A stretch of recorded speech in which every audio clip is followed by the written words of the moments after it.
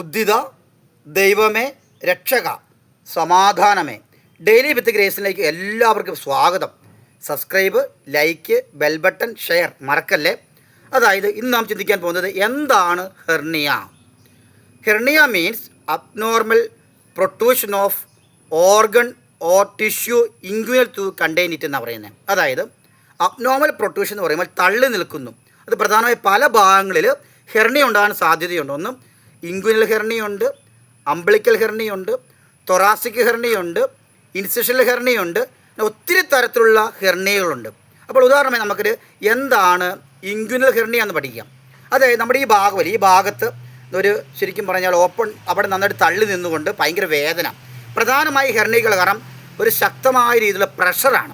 ഉദാഹരണം വലിയ ശരീരമാകുമ്പോഴേക്കും അതുപോലെ ചെറിയ കാലൊക്കെ ആണെങ്കിൽ അവിടെ ഒരു കൂടുതൽ പ്രഷർ ചെലുത്തുന്നു നമ്മുടെ ശരീരത്തിൽ. അത് പ്രഷർ ഇതാം. It is energy to energy റിലേഷനോടെ ആകാം, നമ്മുടെ ശരീരത്തെ ബോഡി വെയ്റ്റുകൾ ഉണ്ടാകാം, നമ്മുടെ ശരീരത്തിൽ വ്യത്യസ്ത തരത്തിലുള്ള ഘടനകൾ കൊണ്ടാകാനാണ് സാധ്യത കൂടുതൽ. അപ്പോൾ പ്രധാന പ്രഷർ ചേഞ്ചിങ് ആണ്. അപ്പോൾ ഈ ശക്തമായ പ്രഷർ ഉണ്ടാകുമ്പോൾ ഇൻഗ്വിനൽ പാർട്ട് പ്രഷർ ഉണ്ടാവുകയും അവിടെ വീർത്ത് വരികയും ചെയ്യുന്നു.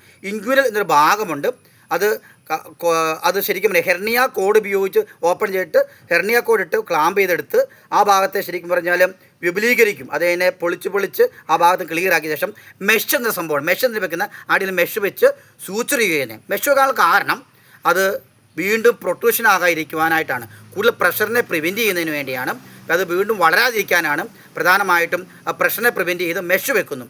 അപ്പോൾ പ്രധാനമായും ഇത്തരത്തിലുള്ള ഹെർണിയ ഉണ്ടാകാനുള്ള സാധ്യത കൂടുതലാണ്, ആർക്കും സാധ്യതയുണ്ട്. അപ്പോൾ ഇത്തരത്തിലുള്ള ഏത് തരത്തിലുള്ള ഹെർണിയ എന്ന് കണ്ടുപിടിച്ച് ആ ഭാഗത്തെ ചെറിയ ഓപ്പറേഷനിലൂടെ നമുക്ക് ഇതിനെ പ്രിവെൻറ്റ് ചെയ്ത് കൊണ്ടുപോകാൻ പറ്റും. അപ്പോൾ ഹെർണിയ എന്നത് വളരെ പേടിക്കേണ്ട ഒരു അസുഖമല്ല, പക്ഷേ അത് തുടക്കത്തിൽ തന്നെ മനസ്സിലാക്കി ഡോക്ടറെ കണ്ട് ചികിത്സിക്കേണ്ടിയിരിക്കുന്നു. അപ്പോൾ ഈ അബ്നോർമൽ പ്രൊട്രൂഷൻ്റെ ഫലമായി ശക്തമായ വേദന വരെ രോഗികൾക്കുണ്ടാകാൻ സാധ്യതയുണ്ട്. അപ്പോൾ ഇത്തരം കാര്യങ്ങളെപ്പറ്റി കൂടുതൽ ഡീറ്റെയിൽസായി പറയാൻ ഒത്തിരി സമയമുണ്ട്. അപ്പോൾ എന്താണ് ഹെർണിയ എന്ന് നിങ്ങൾക്ക് മനസ്സിലാക്കുമെന്ന് വിശ്വസിക്കുന്നു. എല്ലാവർക്കും 1000 നന്ദി.